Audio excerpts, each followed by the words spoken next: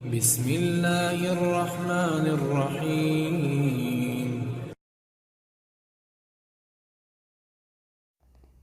بنی اسرائیل میں دو بھائی تھے، جن میں ایک مسلمان اور دوسرا کافر تھا، اور وہ دونوں دریا کے شکاری تھے، یعنی مچھلیوں کا شکار کیا کرتے تھے۔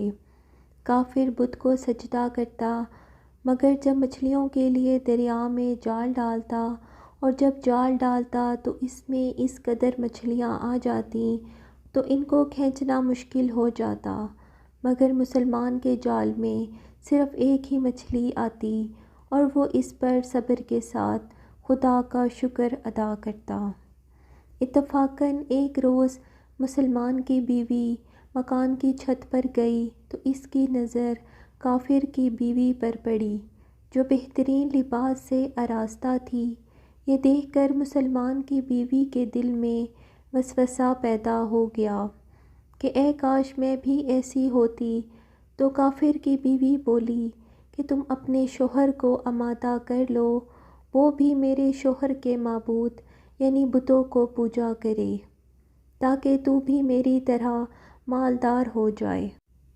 یہ سن کر مسلمان کی بیوی غمزدہ ہو کر جب نیچے آئی اور جب اس کا شوہر گھر آیا تو بیوی کا حال دیکھ کر دریافت کیا کہ آخر کیا بات ہے جس سے تو اتنی غمزدہ معلوم ہوتی ہے۔ اس کی بیوی کہنے لگی کہ یا تو مجھے طلاق دے دو یا اپنے بھائی کے معبود کی پرستش کرو۔ شوہر نے کہا کہ خدا سے ڈرو، ایمان کی دولت کے بعد تم کفر کی باتیں کرتی ہو۔ وہ عورت بولی کہ بس اب مجھ سے زیادہ باتیں نہ بناؤ، میں ان حالات میں نہیں رہ سکتی، خاص کر جب تمہارے بھائی کی بیوی کو دیکھتی ہوں، وہ عمدہ لباس اور زیورات سے آراستہ رہتی ہے۔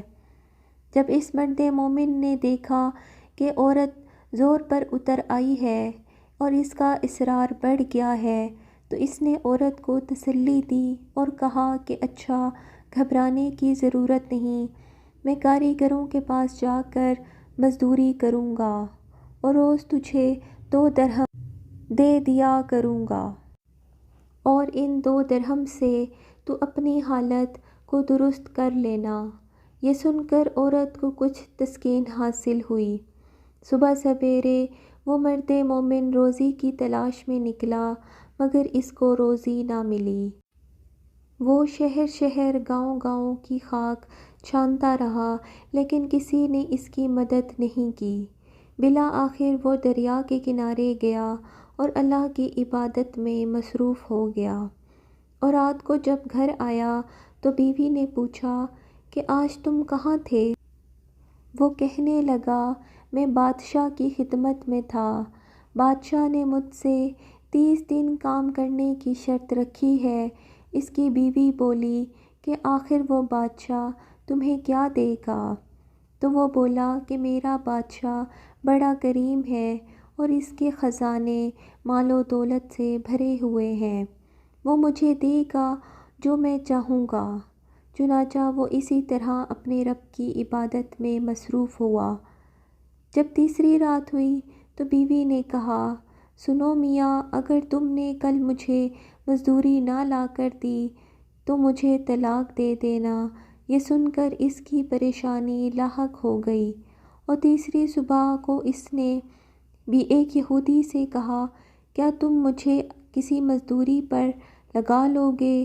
یہ سن کر یہودی کہنے لگا تم کو مزدوری مل جائے گی، لیکن میرے پاس تمہارے کھانے پینے کا بندوبست نہیں ہوگا۔ جب وہ مرد مومن روزے کی نیت کر کے اس یہودی کے ساتھ گیا، ادھر دوسری طرف ایک آدمی اس کی بیوی کی طرف گیا۔ جب دروازہ کھٹکھٹایا اور اس کی بیوی باہر آئی اور اس نے آواز دی، اس کی بیوی کو 29 اشرفیاں دیں اور کہا کہ یہ تمہارے شوہر کی مزدوری ہے۔ تمہارا شوہر 29 دنوں سے بادشاہ کے کاموں میں تھا، یہاں تک کہ تمہارے شوہر نے بادشاہ کو چھوڑ دیا۔ اگر وہ 30 دن بھی کام پر آ جاتا تو اس کو بہت سی اجرت مل جاتی، لیکن وہ یہودی کے کام پر چلا گیا۔ یہ لو 29 اشرفیاں، اس میں سے ایک اشرفی اس لیے کم ہے کہ آپ کا شوہر 30ویں دن کام پر نہ آیا اور یہودی کے کام پر چلا گیا۔ اب وہ عورت اس میں سے ایک اشرفی لے کر جب بازار گئی تو سونار نے اشرفی دیکھ کر 1000 درہم اس کی قیمت اس عورت کے حوالے کر دی۔ جب شام کو وہ آدمی گھر آیا تو اس عورت نے پوچھا کہ آج تم کہاں تھے؟ اس کے شوہر نے کہا کہ ایک یہودی کے ساتھ کام پر تھا۔ اس کی بیوی نے کہا کہ بادشاہ کے کام کو چھوڑ کر دوسروں کی خدمت کیوں کرتے ہو؟ پھر اس کو سارا اشرفیوں کا قصہ سنایا تو وہ مرد مومن اتنا رویا کہ روتے روتے بے ہوش ہو گیا۔ جب اس کو ہوش ہوا اپنی بیوی سے کہنے لگا کہ افسوس میں نے بادشاہ دو جہاں کی خدمت کا حق اپنے اوپر لازم نہ کیا۔ اس کے بعد اس نے اپنی عورت کو چھوڑ دیا اور باقی کی زندگی اس نے اللہ کی عبادت میں گزار دی۔ اللہ کے خزانے میں کمی نہیں، وہ اپنے بندوں کو اس کی عبادت کا صلہ ضرور دیتا ہے، اگرچہ بعض دفعہ کسی حکمت کی بنا پر اس کے ہاں دیر ضرور ہو جاتی ہے، لیکن بہرحال اندھیر پھر بھی نہیں۔ اللہ تعالی ہمیں صبر و شکر کے ساتھ زندگی گزارنے کی توفیق عطا فرمائے۔